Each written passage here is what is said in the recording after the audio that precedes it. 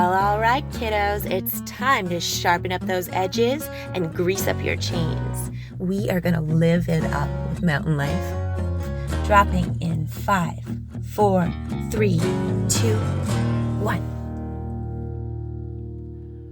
What's up, mountain lifers, POW slayers, and opening dayers?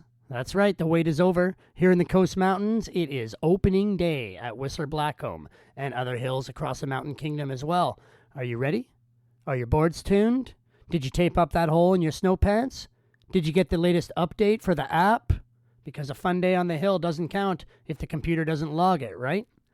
Not for me. I don't mess with the apps. I don't care. I don't need to count vert and earn badges and make sure the cyborgs know the mean average time of day I like to go for lunch or what I like to eat. Kids mac and cheese all the way. But whatever. If you do, you do. If your shredding needs to be logged and gamified in order to have fun, give her, bro. It doesn't affect my life. And like my grandma always used to say when I was a snot-nosed little cynic, isn't it nice that we're all so different? Who am I kidding? I'm still a snot-nosed little cynic. But I'm trying, Grandma. I'm trying. And it's hard to be a cynic on opening day. This will be my 34th year skiing Whistler Blackcomb. That's literally a lifetime. And I still love those mountains, man. And I still love sliding down them. I go with my kid. We hit the exact same side hits I hit when I was a kid. The same secret spots. It's crazy. It's a time warp. And like famous ski bum Crucial Mike always said, everyone loves a time warp, man. Rest in peace, Crucial Mike. Jeff Holden is on the show today. Jeff Holden, one of the most iconic skiers in Whistler history. He found lines no one else would see, dropped cliffs no one else would consider, won the World Freeskiing Tour, and then disappeared into the spindrift like some kind of ski ninja spirit. So we're going to catch up with Holdy right after these messages from our partners at Jack Wolfskin, makers of sustainable outdoor clothing, gear, and footwear. Hey, mountain lifers, do you know about Jack Wolfskin? For almost 40 years, the Jack Wolfskin name and paw print have been a symbol of their trailblazing spirit and regard for nature. Inspired by an expedition in northern Canada in 1981, they have led the pack with innovative, eco-conscious technologies, a commitment to social responsibility, and forward-thinking outdoor apparel and equipment designs.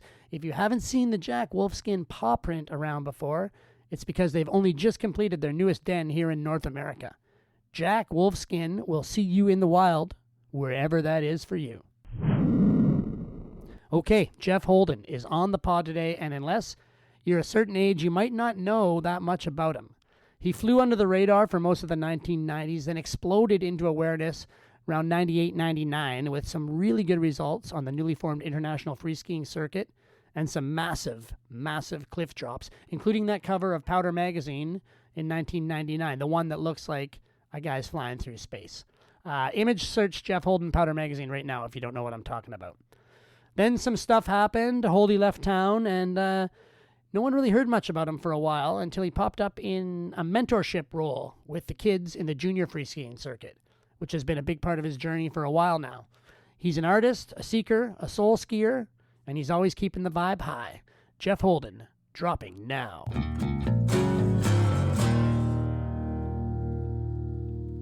Opening day, Holdy, what do you set your din at? What do you think about the new winter upon us?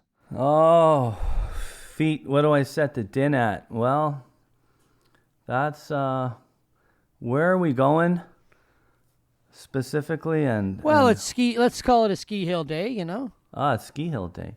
Yeah, opening day. Yeah, I'm still rocking about, around 14. I got the cast set up in the pack for sure. So we can go either way. We're going to rip this hill today, or we're going to go for a nice walk. Maybe we'll rip the hill and we'll go for a little walk at the end of the day as well. Of course, it's opening day, it's early season.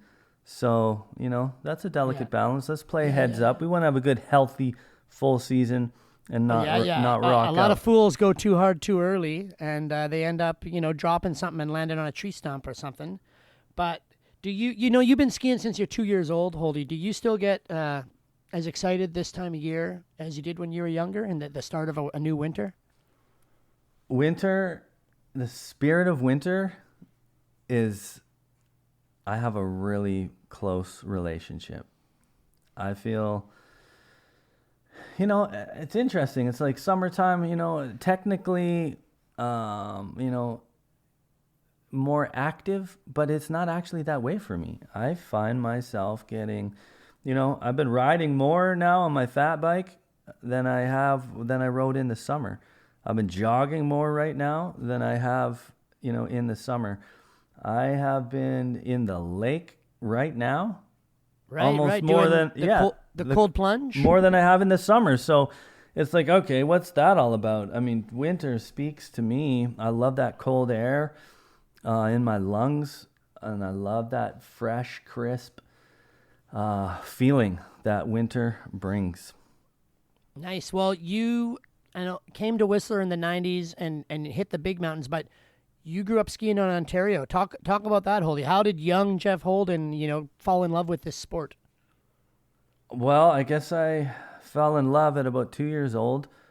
I don't remember a lot at 2, but my parents told me that I scared them. I would just point her straight down the mountain.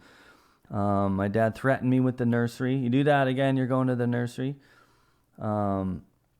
And he thought it was interesting that on a couple occasions I just tucked straight to the nursery. Okay, fine then. Boom, see you there. It's got to be that. It's got to be that way. Blue Mountain, Collingwood, Ontario. We had a cottage. What a gift! Great memories. Windsurfing in the summer, skiing in the winter.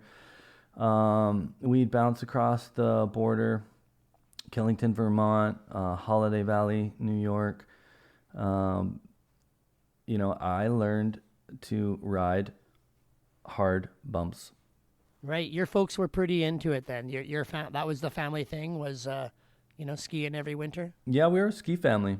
Nice. We were a ski family until, I don't want to go too deep here, but yeah, until the split of my mother and father, which shifted things. There was a gear shifter there for sure. Right.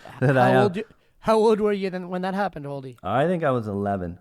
Right. I remember having some different feelings walking to school and where I stopped and what I did, and maybe that's for another podcast. But we were a ski family, and I think at a certain age it's pretty memorable to realize, okay, it's snowing and I am skipping school, walking down Centennial Parkway, with my skis on my back, headed to the Devil's Punch Bowl, the eroded bowl in the 300-meter escarpment.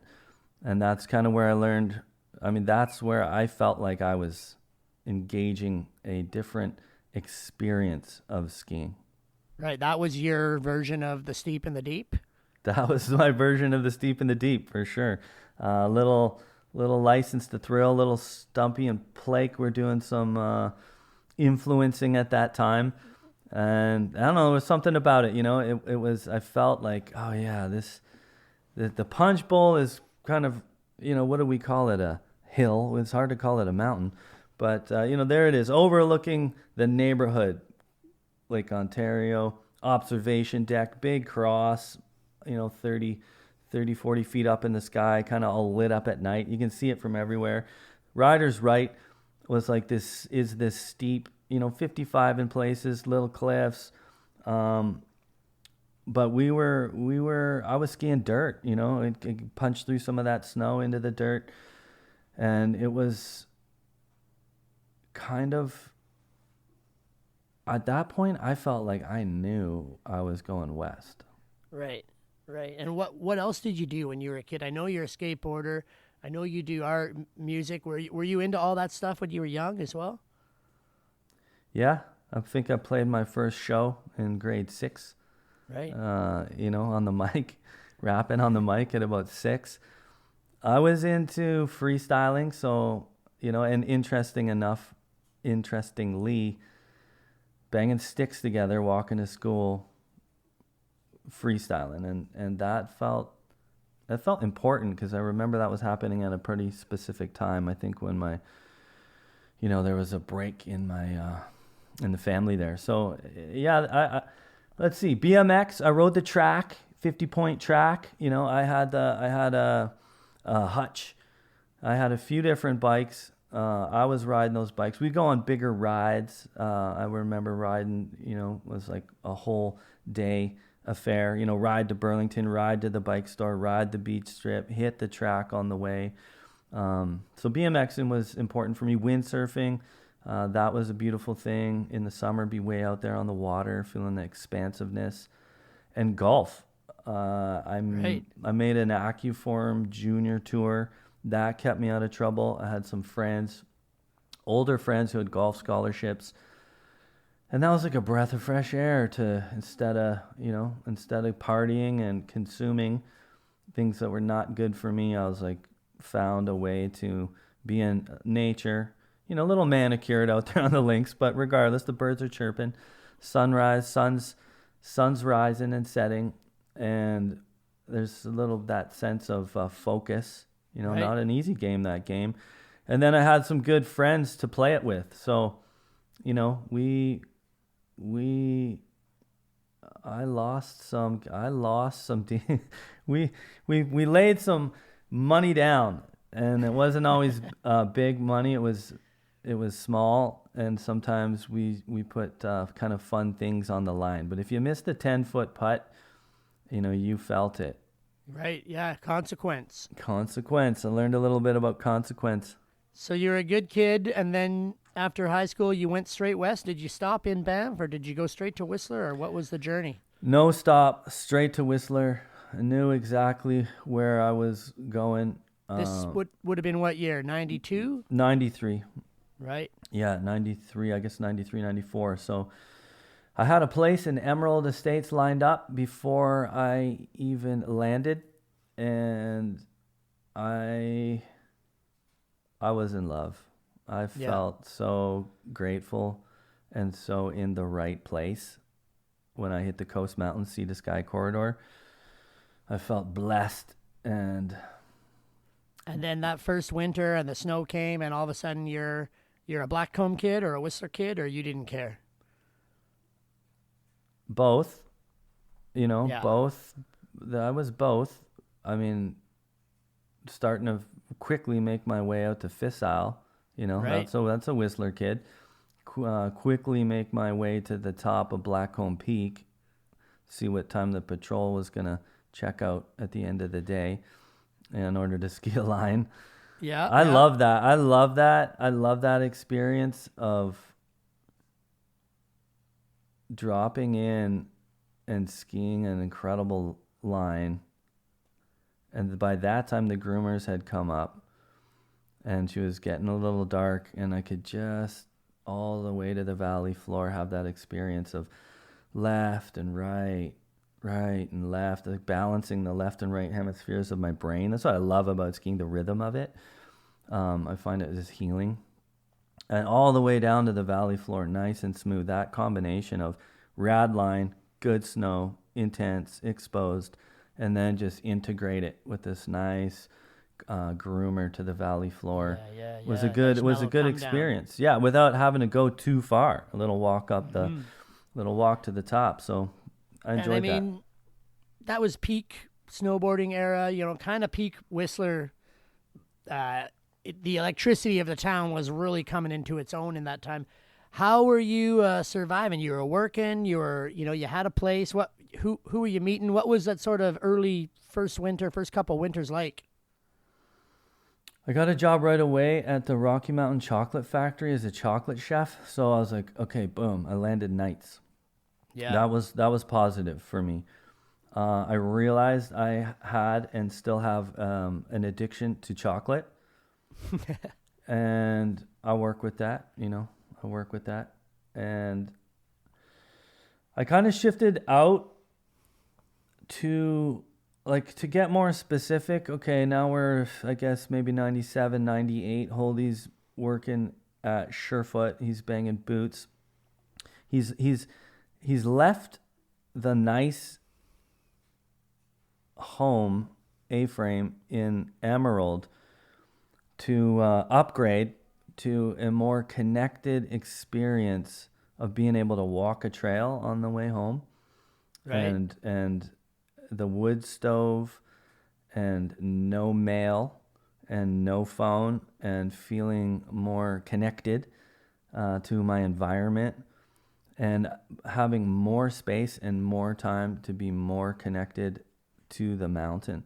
So I kind of rolled it out like that. Here I'm at Surefoot. It's, I'm banging boots. Hold on. punching boots. I just want to, let's clarify.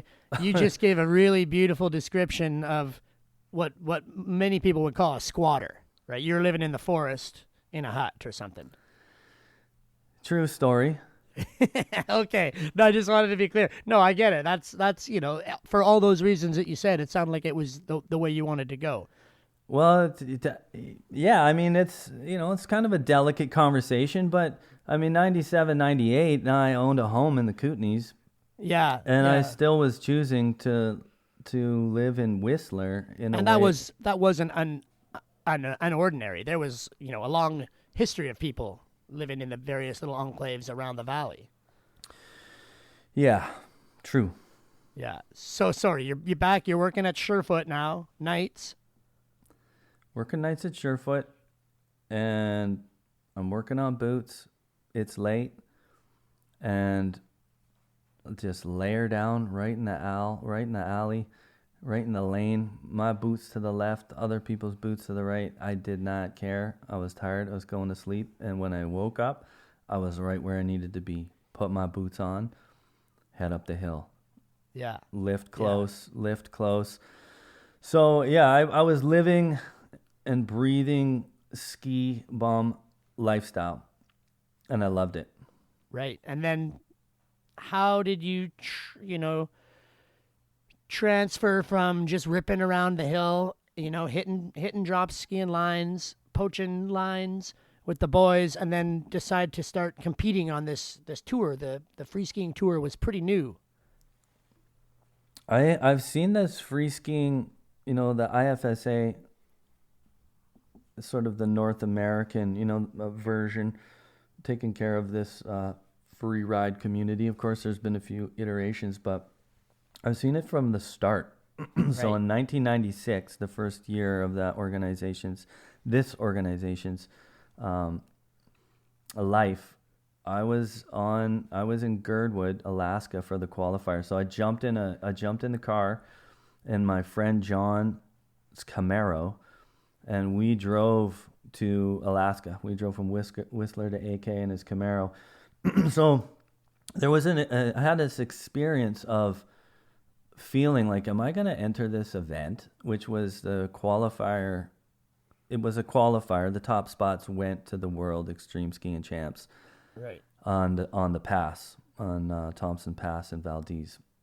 So I was in it, and I looked at it, and it was an exploration for me of was I ready, interested, or called to mix this deep passion I had of essentially touring. Skiing big line, ski touring was really what I fell in love with. Did I want to mix that passion with competition? Right. So I looked at it that year, and instead of the reg fee for the contest, I spent it. I was living in a snow cave on Thompson Pass. So right. I figured, okay, how can I stay as long as possible? And so that was a little bit of my focus. So I spent my money quite wisely, and it was not on the reg fee that year. But I was on the pass. I got to see the boys, I think Dino Cummings was rolling around. Interesting to follow, well, that's another, I won't go down that rabbit hole. I'll try and stick to answering your question. That's a piece of work sometime for me to do. So it was an exploration feat, and I felt like when I realized that a lot of my heroes, those who influenced me, Shane McConkey, Seth Morrison, were coming to town for the Canadian champs. Right. I was like, well, I should probably meet these guys, and to me, have the experience from the inside out. That meant put myself in the start gate. There's a lot of people in our sport doing this or that and coaching this and that, and how many put themselves in the gate is kind of another experience. So I was like, all right, I'm going to put myself in the gate. If I'm going to check this out, I'm going to check it out. So in the gate I went. This was after you got home from Alaska, or was this the next season? This is 97. This is the next season. So 97, Right. 98. Right. Into the gate. Yeah. And I came fifth. It was, I wasn't doing any shooting really at that time, but there was a couple of cameras on site. And that's when I ended up, that was my first experience of observing myself sort of from the outside looking in, which was interesting. Anyways, I came in fifth with the big players there. Surefoot, next thing you know, a pair of Olin skis is coming my way. And I'm like, wow, like new footbeds, and I'm skiing on some gear that actually that's when I knew that how crucial a good pair of boots actually is. Because what I was skiing on before and skiing big stuff in was I really felt the difference of like, wow, this is a game changer. So quickly, and just on the boots, we'll come back to the free skiing, but do you feel like boot technology has changed a lot since the 90s to now? I mean, I don't know, really. They're still pretty uncomfortable. It just say that fit to actually. It's a lot about the, your shell size and your liner, and then customizing to your fit. And actually putting in that work to know what you want, what you need, and saying, hey, I need some support here. This is how I want to feel in my boot, and then do what you need to do to spend the money to get that fit. Is I'm here to support you. You need some support? Give me a call. I'll help you out with this one. It's a worthy cause. Perfect. I agree. I also say throw some heaters in there. Let's go back to you're done that first free skiing comp, came fifth, gears floating your way. What was the next steps for you? The next step was, did you go to the next event, or did you stay home and just shred with the boys, or did you start taking photos in the free time, or how did it lay out? One of those feet questions. Now you're kind of taking me back. So I'm taking a breath, just taking a moment here to say, like, hey, how do I answer this in an accurate way? It's accurate and is... Well, it's a long time ago. And is connected, It is true. It's a long time ago. Let's say I think we were already there. I'm going to just continue with the flow. The heroes are coming to town. And now we're 98, 99. Big year. I did the fifth place in my intro year. Great. Big snow year, 99. And like, wow, we're dropping in from Green Chair down, Lavonchets, dropping into the creek bed, new pillow lines. I am just so excited to be riding good snow on the mountain, on the daily, getting strong, feeling really strong, feeling really confident on my skis, feeling focused, and feeling really connected to nature. Again, mixing passion with competition, okay, delicate balance for me. I do it again. Here we go, Canadian champs. I win the event.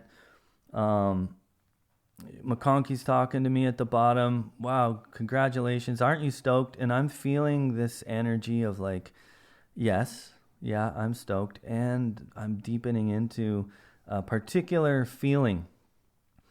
So that was interesting. Now it's like, okay, now your question is sort of moving into this experience of, okay, here I am on the mountain. Now, am I going to Snowbird to follow the tour? I'm now leading.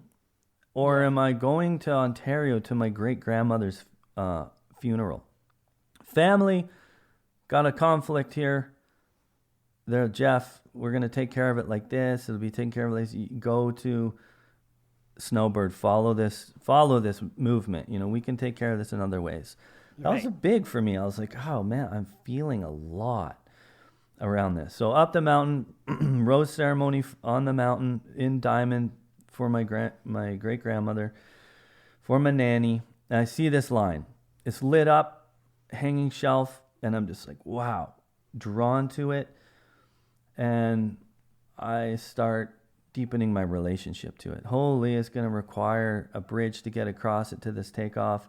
Now I was into like designing and engineering my relationship with this mountain, asking permission, and I was feeling deeply called to it. It felt like an offering.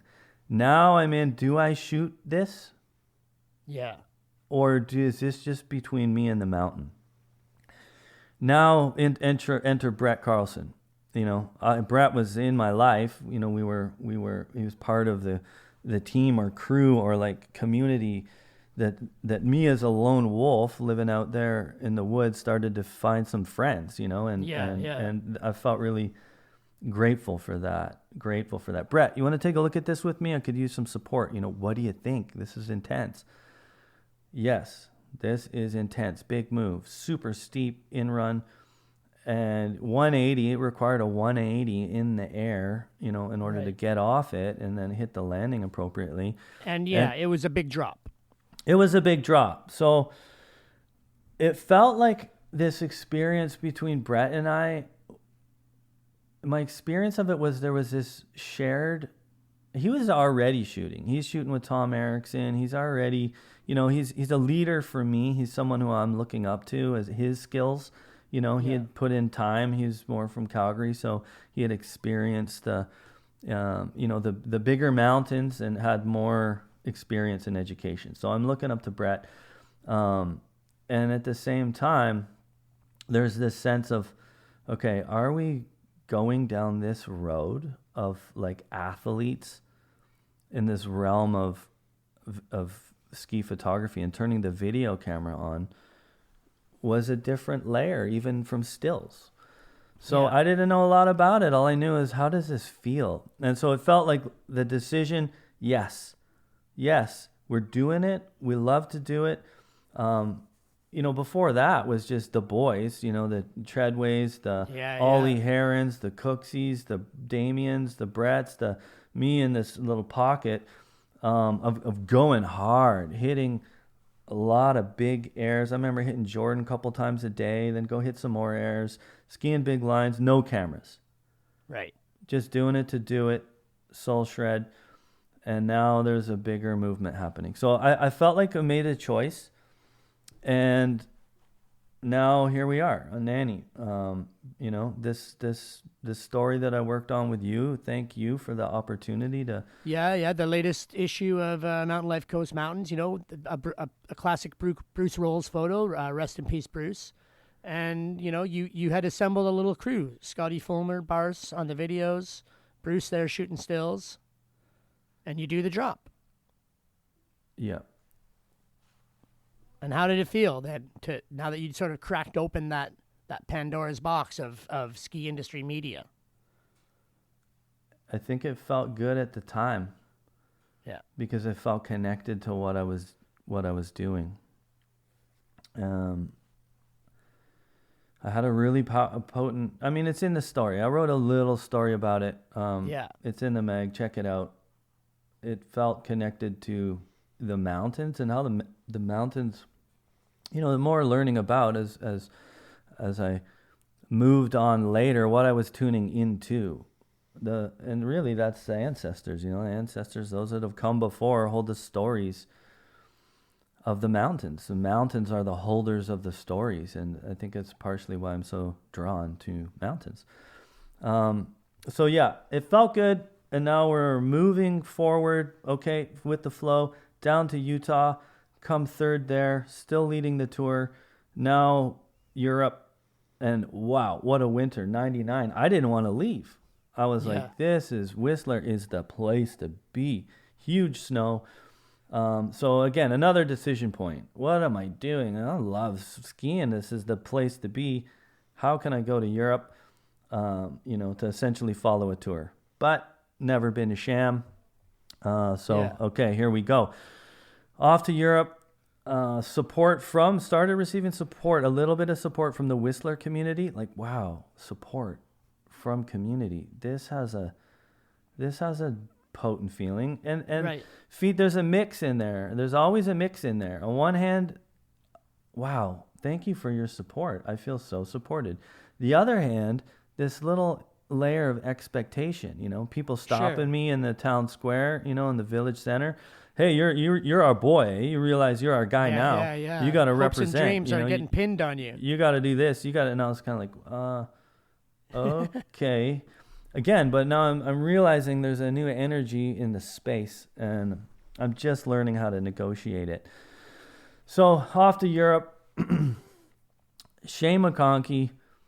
Here I am, standing trying to find a reg booth somewhere in more like in a city in Switzerland, and bump into, there's Shane. I got my backpack, I got, a big bag and my sleeping bag, and I'm just like, I'm good to go, hit the streets. Yeah, you can camp in a snow cave if you need to. Yeah, I've lived, I didn't get into it, but I've lived in a cave before, 2 rock walls, and I'm feeling connected to the stone people. I'm feeling connected to the earth. I'm good to go.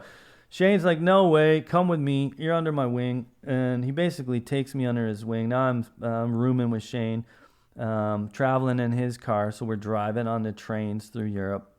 Now he's got me shooting for MSP. And we're having quite a time in a massive snow year in Europe. Villages are being buried in avalanches. Highways are closed. And we're like, wow, jumping off chalets because the snow is so deep, skiing neck deep powder. And I was blown away with Europe. Big, big mountains.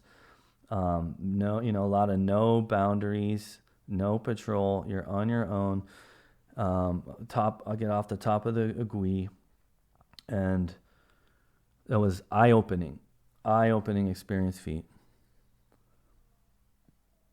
That's a lot of people's dream, like ski bum dream, to go to Sham, right? And there you are on a huge year with an icon of the sport. I was living a dream. Absolutely. Yeah, that's true. But also had that sense of responsibility creeping in as well because of the tour and the filming, or? You call it responsibility. That's a good word. That's a deep word, And as I'm into this podcast with you here, I'm realizing. Well, we could call it a pressure then, if you would prefer. Well, it's just powerful. It's a powerful experience to have a conversation with an old friend like you about history. Yeah. And see what's inside, Wow. and I think that, yeah, let's call it a pressure. Sure, let's call it a pressure. There's a pressure. And now the pressure is moved on to, I'm still leading the tour. I won an event in Andermatt in Switzerland. I'm kind of like in this new mix of like, who am I? Where am I? How, I have my connection to the mountain and I'm holding on to that. And, Shane's telling me, you have X-ray vision, eh? Like, what do you mean? Well, you see things in the mountain that other people don't see. Okay, thank you. And still trying to, kind of apply a sense of, well, let's just say things kind of get really expansive, Feet. I'm leading the tour. Here we are heading to Valdez, Alaska. And the community of Whistler is now throwing me a fundraiser. So Mike Varon, GLC, he kind of got on board early. Total ski bum. No, it's cool, Jeff. I got you. Let's go to the next event. Do what you want to do. Live. Yeah. I'm going to support. Let's keep you rolling. Stick Now, a GLC patch on. Yeah. Now that's turned into the community fundraiser. And I'm okay. I'm still the guy who really likes living in the woods. So I've got to. I'm negotiating. I'm negotiating. So here we are. I got my friends from Vancouver. I love skateboarding. I used to skate on Sundays. The East Side crew, Side 67, barbecue Sunday, East Van, skating in the alley. These guys are going to come up. I used to rock the mic with them on stage once in a while. Super fun. Great. They're going to come up and play this fundraiser. So now the community sends me, there's Brett right there, fundraiser, couple of K in my pocket. He jumps in my truck, drives me down to Vancouver. We grab a Polaroid, I get on the plane, and now it's days later. I'm in Alaska, points north, Cordova, Alaska, first year, totally untapped terrain, untouched, landing on untouched peaks, and standing there in the potency of being surrounded by glaciers in the vast wild, and with this support and energy of the Whistler community behind me. Next thing you know, it's full support. Dropping 150-foot cliffs, end up on the cover of Powder magazines, acclaimed the most profound ski photo of all time, etc., etc. Then comes, that comes with German Playboy, that comes with Outside Magazine, that comes with a lot of energy. Had you already won the tour when you hit that cover and hit that big air? No, Olin Skis essentially sent me to AK. There's a negotiation happening here of support, but no clarity. So Olin's kind of like, in those days, and I mean, even these days, it's like you kind of just gotta, if you go with it, you go with it. Olin's like, great, we're working with this company that's doing this filming, and, maybe you can link with them. So just, okay, great. So I essentially was working with Olin, but didn't really have any contracts or financials at that point in time. So the community is essentially getting me there. Now I get there, with that fundraiser, and I got Steven Stig, Low Profile Films, Dave Nagel, photographer, old ski photographer, but, a really good lifestyles photographer. We got this crew, and now I'm standing on the top of this mountain, rode below it, felt the snow, hovered around it in the heli, and making a decision. Okay, ask for permission. Mountain, may I have your permission? Feel like I get the green light. Tap in, earth, air, fire, water. Tap into what I'm of. Feeling connected, all things above, below. And there I am, skiing down to this massive cliff, all things going well, maybe 1,000 vert, pop off, smooth, take off. Landing, could have been a little softer, but the reality is I'm riding first descents the same day and deeply connected to manifesting a dream. Right. And then the comp was late after that. Comp was after that. Right, which you won. No, I did not win that contest, but I won the tour. So I won 2 of 4 events that year. The Sham contest got canceled because the towns were getting buried. Right. People were dying, and it was intense. So cancel Sham. I won 2 of 4 events. The third at Snowbird. And at that point, I think, I was in an interesting place on my journey. I come back. You're on the bit of the conveyor belt now of the industry. We could go down a few roads here. I could tell you how it felt to live at Chet Simmons' house in Valdez. Chet's not there, but we're talking an old heli pilot. Yeah. Pioneer. He actually, I believe, shot that iconic cover that we just ran. He's the pilot with Peyote and Peterson on the pontoon. Absolutely. Gallup shot it, and we just ran it as a cover. Absolutely. Yeah, Chet's an icon. I could tell you how it was to live at his house with him not around and in Valdez, and just be tuning into this old energy of what it was like for maybe Trevor and Eric, and those really exploring even on an earlier level. What an interesting time. Or how it felt to go from down days, gray, foggy, no movement. Okay, I got to go for a walk. Okay, am I skiing here? Okay, till all of a sudden pop blue and I'm in a heli with Jeremy Jones and Jeremy Nobis and, the TGR crew. Yeah, it moves fast. It moves fast. And my level of connection of what I need to feel connected was definitely, there's a level of maturity that is required. And I think I was pushing the boundaries of my spirit soaring. You were pretty young at the time, Holdy. You would have been early 20s or mid 20s? Yeah, it's like 22, 23, I think.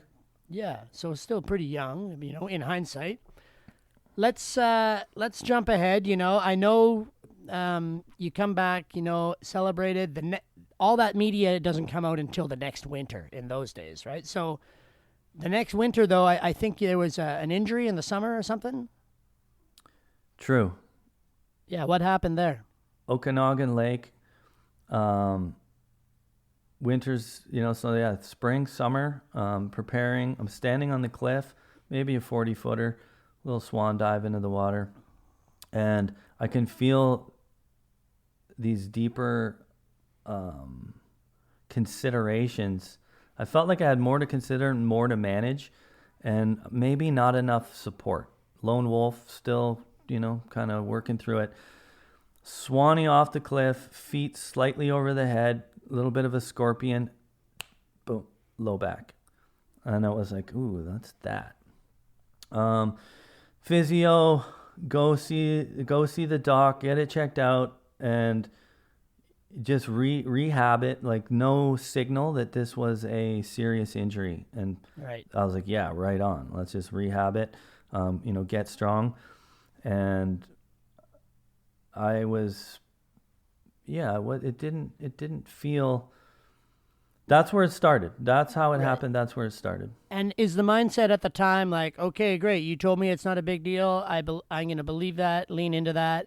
I need it to not be a big deal, and we're going full bore into this next winter season. Now I'm the reigning champion. Was it like that? It was like that. Right. Yeah, it was like that. And so, a lot of what I do now and doing some work mentoring with the youth, and I mean, maybe we'll get there in this dialogue. It's just it's an educational point of connectivity for me, and where am I overriding my nervous system? So I think I was potentially in override mode, right? Which that's pretty par for society and this high level of at the high level of sport. So that's how that went. And now, to roll the tape forward, here we are, Canadian champs, 2000, 99, 2000. So 99, 2000, defending champ, drop in. And nothing too big, maybe a little 25-footer, middle of diamond. I knew it was a bit flat, but I had total confidence. And I landed in Leif Zafgilia's bomb hole. And I stomped it into his hole. Right. Like lightning. And I was up your back. Up the back. And I was like, wow. And the level of override for me, or I could say intent to follow through with a vision, was strong. Because I followed through with my line. I committed to the line, and I rode the line until it was done. So I would say later learning what that injury was, compressed L5-S1, I still rode my line, hit more airs on the way down, cruised into the finish line, and was like, I'm hurt. Right. Yeah, I'm hurt. And skied off the mountain that day. And then I was in the deeper inquiry of like, okay, here's the lone wolf, no coaches, no real support network. How do I take care of this? And that was a journey that's a journey, how to get through. I don't have a doctor. It's like, I didn't have a doctor. Right. I still don't have a doc. Oh, I do, but to me, it's like all of these injuries too. I wanted to actually understand what the root cause Yeah.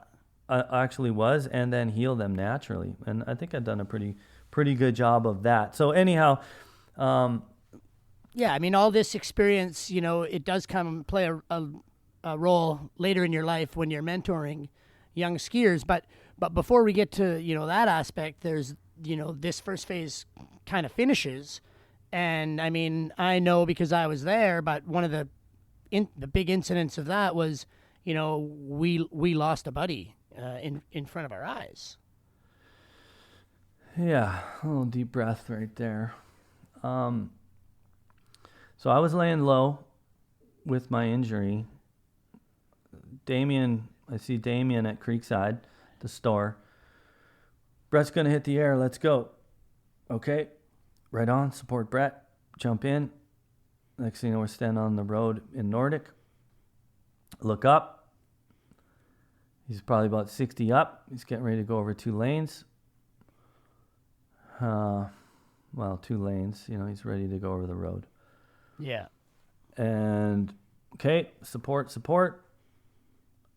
And to be with Brett in a traumatic sudden death, his traumatic sudden death was a profound experience that had a deep impact on my life for certain. Yeah. And I feel like it did on everyone who was there. And there was a lot of, his closest friends and really close friends of yours and mine were there. And to see, to experience that kind of trauma, I still don't understand how I was whisked away just before it happened. I had to go to a hockey game with my dad, and that was non-negotiable, and I wasn't there for the actual event. But our friends who were there, that's trauma. And in those days, there was no counseling given to offered, or if it was offered, we certainly didn't take it up. But I don't remember any counselors, and there was a lot of feelings around there, feelings of guilt, feelings of what if, feelings of would it have happened if we weren't there with cameras, feelings, and everyone kind of dealt with that in their own way. And some of those cats that witnessed that tragedy are no longer with us. They didn't make it through the journey from that, right? And what did you guys do after that? We went ski touring. So a couple of the, Darcy Mack, Cooks, I think even Kai at that time, Palkinen that is, and we went for a walk up onto the Duffy, went to the cabin, and I think the mountains, and I think you guys too. Maybe you guys. We smoked weed for a month and cried and hugged, and then we jumped in helis up to the Meager group. Travi went out with Peyote and Robbie Boyd into the local mountains. And I remember for us, it just felt like a renewed sense of, we're going to finish this movie. We're going to do it for Brett. And now we have a job. And I feel like us having a job was a good way to sort of not have to deal with the actual problem, right? Because now we can pretend we're turning this into something positive, but have we actually taken the time to, live into this trauma? And I mean, I know for a fact we didn't. The effects of that, we're still dealing with that. Yeah, but that's how it came for us. Yeah, that's. Thank you, Feet. I think what's potent in here is that everyone at one point returned to the mountains. Yeah. And, people see these things different ways. So, I mean, not to put anything on it, but just, through my experiences, the sense, I think something that felt centering for me was the sense of connection to spirit. People call it creator, God, and to me, just that is simply like acknowledging that my heart is beating on its own accord right now, right here, right now, and I'm not doing that. Yeah, that's God, that's life, that's creator moving through me. And I take solace in that, in feeling, we can look at it for a lot of different lenses. Brett came in, like a waterfall. He kind of lived the waterfall life, Some live this like long road. We have these different roads. So for me to just accept his road, and accept that's how life moved through him, felt soothing. And so I felt like my connection with spirit was helpful. And just, feeling the stories of returning to the mountains is really that sense of the ancestors holding the keepers of the stories. Right. And Brett is now an ancestor and my closest guide, ally, and teacher. One of my closest allies, guides, and teachers, absolutely. And so I don't see it as, I feel like we can't really get away from the ancestors. They're with us. So it was soothing for me on that level. And had I fully unpacked, the trauma on my own? No, not at all. Pretty big piece of work right there. Yeah. Pretty big piece of work right there. So, I mean, I felt like one thing that I did was, how do I get back? How do I get back? And of course, I'm in the midst of a lot of different layers. So on some level, for me, what came after, more intensity. There's a accident. I'm a passenger in a vehicle that rolls on the Duffy. Okay, thank God we rolled right, left. We're rolling down the cliff into the river.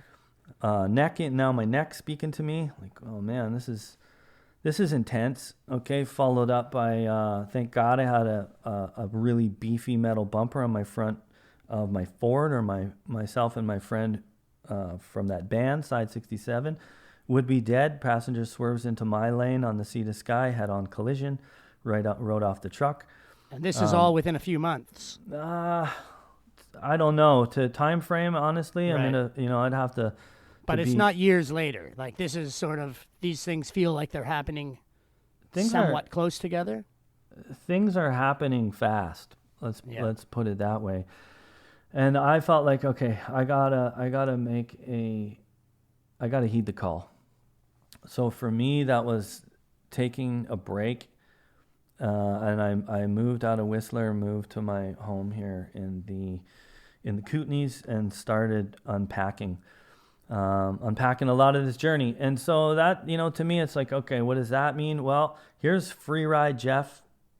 Yeah. And Free Ride Jeff, part of that is, okay, I'm still judging world tour events, and now I'm building out independent Canadian events. And part of the drive is education and implementation of physical and mental boundaries. Now, the first way that I felt like I could help out was to work the judging criteria. So for me, a lot of us, massive cliffs, not sticking airs, and still placing top 10. That I changed that. My mission was to do what I could to change that to a more controlled criteria, and essentially directing athletes to ride lines that they could only stick. Right. As any of your body parts touch down, you're done. Yeah, no more hucking, dangerous hucks for points. Absolutely. No more dangerous hucks for points. So that felt good. And was this on the main tour, or was this in the younger athletes? Or? I did what I could as a you got head judges, and then you've got assistant judges. So I have a pretty, this is actually another podcast feed. If we want to go, down this road, down the free ride road, into the details, into the politics, into the back end of the sport. Well, let's sort of go with the Cole's notes of what you did for those years. You've been doing this for a long time. I know. I'm just trying to. How do I accurately answer your question? Honestly and quickly. I'm trying to work this balance out. So let's just say I did what I could on the tour, and building independent events out, I was going in as the technical director and head judge. So as a technical director, physical boundaries. So wow, there was no boundaries when I was riding. Now I had the ability to design venues and create boundaries that directed athletes to more healthier components of areas of the venue without stifling creativity. Right. I actually was like, wow, I'm doing harm reduction work. Yeah. This is harm reduction I'll speak to myself. I currently work in the addictions field. I run a music therapy program. I work for a remote wilderness-based program. I don't have substance addiction issues. But partially what I'm speaking to in these days is adrenaline addiction issues, because the hardest thing was to be in position of living a dream and then feeling like, if I can't ride that line, I don't even want to be on, like, it's not even fun. Right. And then being like, holy, I've lost touch with, it's easy to lose touch with what's important. So that's that's an interesting, it's another podcast. I mean, that definitely is. And I've been speaking with Blake Jorgensen, famed photographer Blake Jorgensen, about that. And he kind of said, hey, listen, like, adrenaline addiction is still an addiction. Just because you're outside breathing fresh air and exercising doesn't mean that the same brain chemistry and factors aren't in play. Absolutely. So your goal was to sort of, with the younger skiers, still give them a venue to, be artistic, find lines like you used to do, but not in a dangerous or potentially, harmful way. We potentially ran, well, some say the first junior event. Right. And that went down at Red Mountain in 2005. Like official junior event. And for me, 7 to 11, specific, safe venue. Build it up, progressive venues. 12 to 14, specific, safe venue. And I say safe, I mean, that's quite subjective, Here's the first line of defense, your boundaries. As a kid, we have a leash on the kid? No. So, okay, second line of defense, coach. Third line of defense, this individual, parents, how are you raising your child? With what values, with what level of connectivity, in what consciousness. So now we're in a bigger domain. When I say safe, I mean, that's multi-layered. I've done what I could over 23 years consecutive each year, holding the contracts as technical director and head judge, and doing what I can organizationally to help create a safer container for this demographic of human to explore themselves in. That's kind of the essence of, free ride, Jeff. So I feel good on that level. The sport feels a lot more contained. The level of athleticism is mind-blowing. I'm super impressed, on that level. And, of course, now that's free ride. That's this part of myself moving in that way. We talked about some big things. We talked about trauma. We talked about the death of a good brother. We talked about addictions. We're kind of into a deep world here now, and I'm in that at this time. I was in that world, having to unpack that pretty much on my own. People are not saying, Holden, are you okay? They're saying, here's $100K. We're a German film company. We want you to go hit that air again for our commercial. Right. And people are. It's an interesting journey from the inside out. So that's part of me that actually needed some unpacking, help, healing, etc. From a variety of immediate experience, let alone childhood experience, let alone early imprints, let alone ancestral, what I'm carrying. So this part of myself is essentially taps into ceremonial work. And over the course of, I'd say 2000 to like 2013 was a time frame, because I had built out Canadian events and maintained a Canadian series of events, essentially on my contracts. And it was there was a certain energy, right back to these energies. There's a certain innocence or a certain essence, and I'm aware of that, because there's an innocence as being before the cameras get turned on. Right. Right. There's an innocence in before there's a particular organization or layer on it. Now, to me, now we're sort of into systems. We're into layers of structures, and here's this part of me, Jeff Holden, healing, and I'm in an indigenous community. So now I'm traveling. I'm in the Venezuelan Amazons, working with the Piaroa peoples, particular peoples. I'm in the Peruvian Amazon, with villages, and jungle healers, traditional jungle healers. I'm in North America, in deep glaciated, like islands in the middle of lakes, surrounded by the Hamathko, the energy of the Hamathko ice field, into a deep education around the wild, and the untouched. And so on some level, I'm looking into the uncolonized mind. Right. And so without... And then a week later, you're down, working to build a ski venue. Yes. Yeah. And just kind of dipping a foot in both those worlds and meshing them together as best you can. Like I see you, mentoring kids about keeping the vibe high. And is there a bit of a bleed over from those two, sides of Jeff Holden? Absolutely. And you said a week later? I'm talking days. I'm right. Like from the Amazon to the top of, Lake Louise setting venue, but it's not even Louise. It's like, wow, the moon's full, amazing timing. And now I'm scanning at night under the moon up to the tea house with my drums, with my, like Tarahumara, traditional drum into these mountains. And so the intent of like, okay, what is my intent, my consciousness, what am I emanating? What am I doing here? What is my purpose? Definitely started to clarify a little more. And so that kind of speak to your question. There's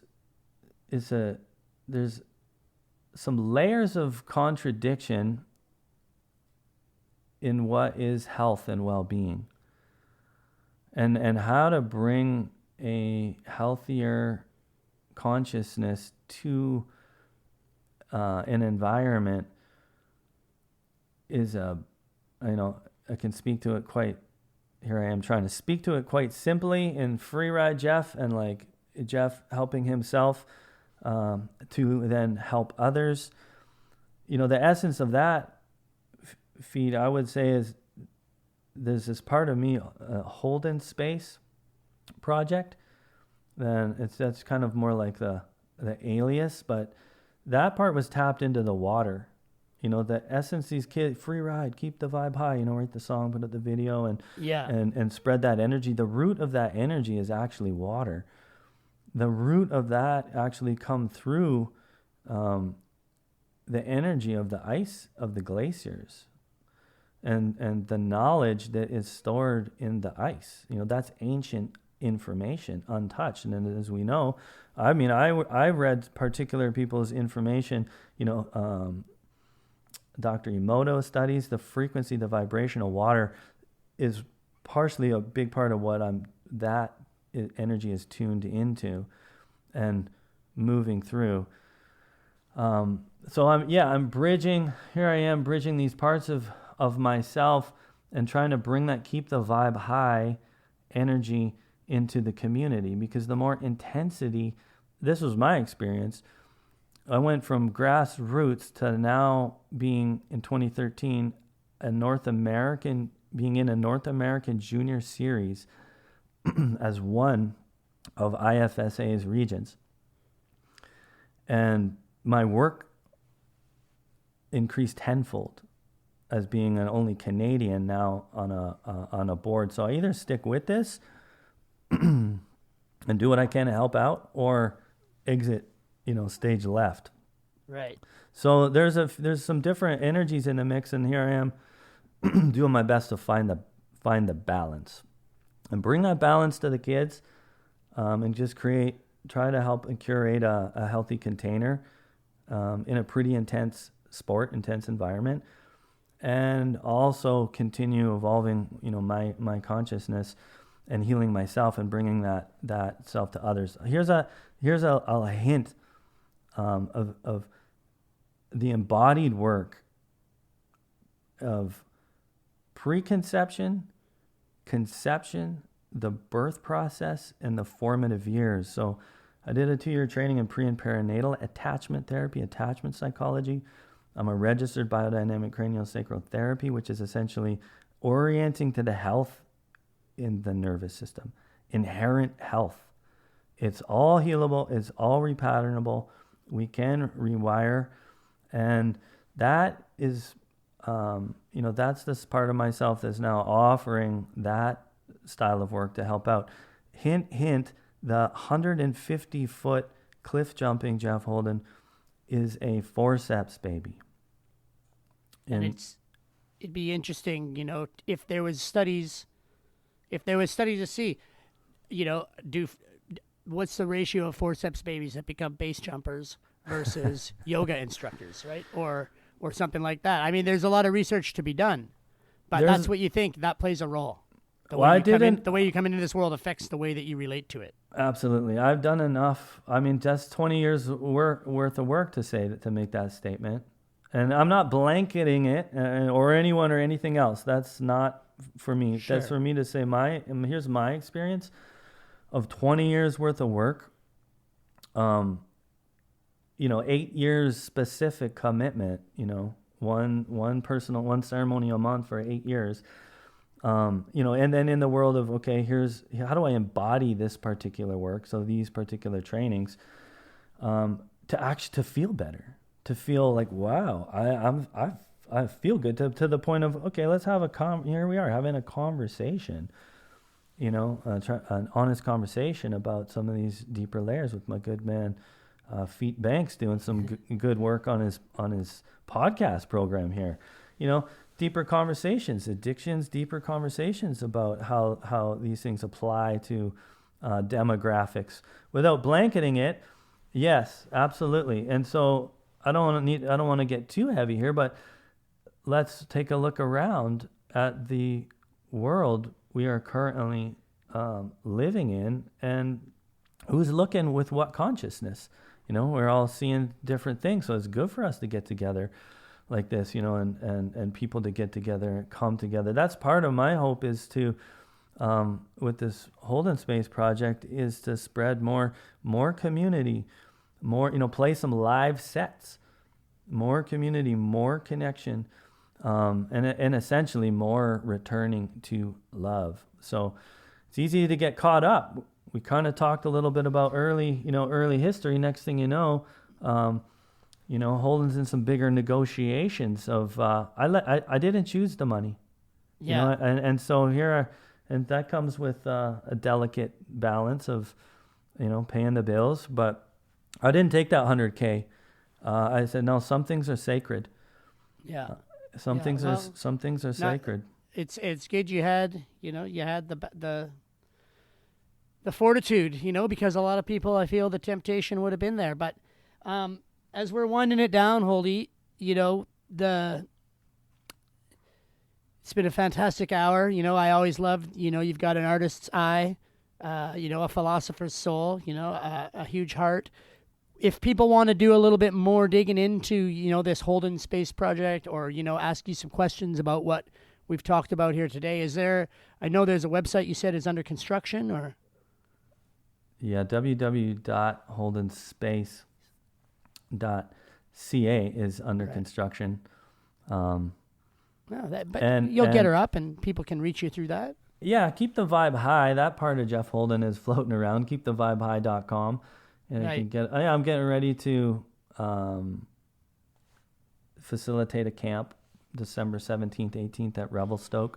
Again, let's get the community together, get the kids together, and I shouldn't say kids, it's 7 and up. So let's get together and celebrate, mountain culture in this form.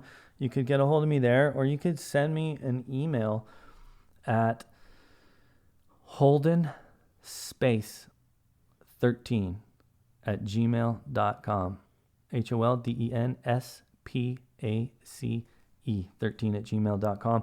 I love to communicate. I love to talk. And I love to say that the Holden Space Project feels like it's just an opportunity to help giving back to community. In essence, the things, the gifts that have been given. And on some level, those gifts are identifying the things that maybe I didn't receive. Yeah. Embodying those things I didn't receive and now giving them back. That's the healing. And my hope is that we continue to just engage in mutual support and cooperation. Be kind to ourselves, be kind to each other. It's not always necessarily the what's, but how. Yeah. How is done. And hopefully we continue to provide a safer container, not only for these free ride athletes, but all humanity. Definitely. Well, I think we're gonna have to get you back on at some point, Holdy, because we're leaving a lot of cards on the table here. But I feel like for the listeners out there that are maybe a bit overwhelmed, I think a first great step to any good journey is just go outside, go into the mountains, and take a look at your connections to yourself, to the mountains, and to each other, and start there and see where she goes. Well said, brother. I really appreciate you taking the time to have me on and to just have a good conversation with a good brother. Fantastic to have you, Holdy. Thanks for taking your time, and we will talk to you soon. Big love, brother. Big love, brother. Okay. Well, there we go, Jeff Holden. A lot of heavy concepts and big ideas there at the end. We probably could have spent another couple of hours, but I feel like we'll just get Holdy back on the show in the future and dig in and get his insight on some of those things a little bit further. In the meantime, thanks, Holdy, for coming on. Thanks, Shirai Rules, for the voiceovers off the top, and Adrian Gendro for the music. Thank you, dear listener. I hope you have a beautiful opening day and a fantastic winter. I feel like there's good precip on the way. Christmas is also on the way, so if you need any last-minute gift ideas, don't be afraid to hit up the shop at mountainlifemedia.ca. Or I want to give a shout-out to our friend Dylan at Lynx Off-Grid Technology, coming out of the Kootenays, Holdy's neck of the woods. Lynx OGT, they are... Dylan makes the best headlamps in the game. Rechargeable headlamps, a rechargeable flashlight / battery pack. Check it out, lynxogt.com. Shop local, take care of each other, and let's have a fantastic, safe, and happy winter. Until then, I'll catch you on the flip side.